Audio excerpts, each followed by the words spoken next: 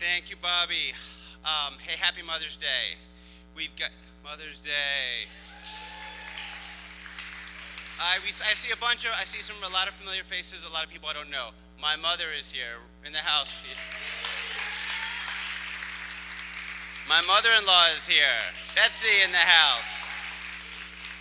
The mother of my child is here. Piper, where are you? Piper in the house.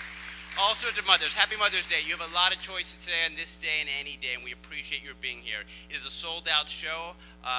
The L train is not running, so some people are probably going to come late, and that's fine. Bobby mentioned that at the show's end, we'll do a six-word slam where people can share 6 words about motherhood or really any part of your life. But in fact, we're going to try something a little bit different, which is in between the stories you'll hear, I'll just say, hey, who's got one? And we'll do a couple, yell one out, another one. We'll see how that goes, just to kind of keep things moving, to populate the 6-word memoirs from you throughout the show. It's one of the things that makes these shows different is that, in fact, you can be part of the show. But what you can't do, like the 7 storytellers today will do, is they will start with their 6 words on motherhood, moms and motherhood, and then they will tell the backstory in 6 to 10 minutes.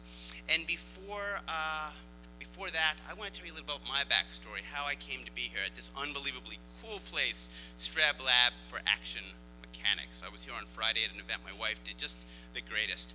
So who's these handsome fellows? That is my grandfather and myself on my grandfather's beloved Atlantic City boardwalk. And my grandfather was the original Smitty. He ran a small pharmacy in South Jersey, a town of Maple Shade, and he stood behind a podium all day on his feet, hearing people's stories, knowing their lives, their prescriptions, their problems, in a way that just doesn't happen at Duane Reade and CVS. And here in this photo, we were on the Atlantic City boardwalk, and he was like the mayor of his section of the boardwalk. You know, he knew everyone. And walking down the street with Smitty, it's kind of like now when I walk down Brooklyn with my baby or a friend's cute dog, like you can't get anywhere, you know, because everyone wants to talk to you. And that's what I would do as a kid in the summers. I would hang out with my grandfather and I'd hear these stories, and it really had an effect on me. And then one day I realized something that, you know, the kids these days call an epic fail. I realized I didn't actually know my own grandfather's own story. I knew the basics, that he came over from Russia in around 1906. But I didn't really know much more. And so I asked him, I said, Smitty, tell me your story, start from the beginning. And he said something fascinating. My story, who would be interested in that? He loved telling stories, but he didn't think that for the record, as it were, his ordinary yet extraordinary life had a story worth telling and retelling. So I tricked him. I said, you know, actually, this is true, I had his new video camera. I just want to test it, sort of learn how to use it, and just talk a little about coming to America while I play with this. And 2.5 hours later, my grandfather stopped talking. So the lesson that day was everyone has a story, you have to ask, and you have to listen. This was an age before Instagram and Facebook and Twitter and even 6 words, and it just wasn't so obvious then. And outside of the hipster Williamsburg and many of the places, people still don't know they have a story worth telling. So I started asking stories, and then one day I started asking, on a website I started, Smith Mag, named after my grandfather, tagline, everyone has a story, what's yours? So I started asking stories, and it went pretty well. And then I started asking stories in just 6 words. And that idea came from the old Hemingway legend that this literary crowd surely knows. As the story goes, Hemingway was once challenged to write a whole novel in just 6 words. And he wrote, possibly, For Sale Baby Shoes Never Worn, the 6-word novel.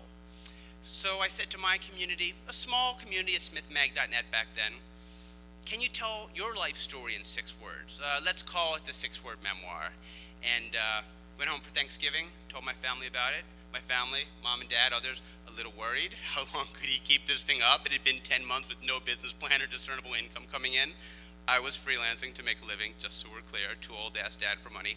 And I told them about it. They started doing 6-word memoirs around the table. My nephew said, oh, I have one for pop-up. Memory loss, what was I thinking? And his little brother said, mine is Uncle Larry, can't wear tie-dye every day, want to. Which is 7 words, but, you know. He was 7 years old, that's okay. And my niece did a 6-word review of the Turk, and I was like, okay. Next day I checked my email. We had just put the challenge out to the community, and I had 10,000 six-word memoirs, because back then you just sent it to LarrySmithMag.net. We didn't know. And there were things like this.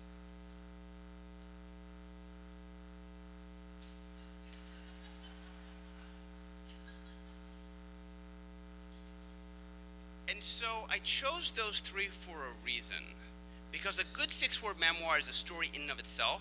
You can tell a story in 6 words. Ex-wife and contractor now have house. I like that one. But a good 6 words begs for 3 more words. Tell me more. And today that's what we're going to do.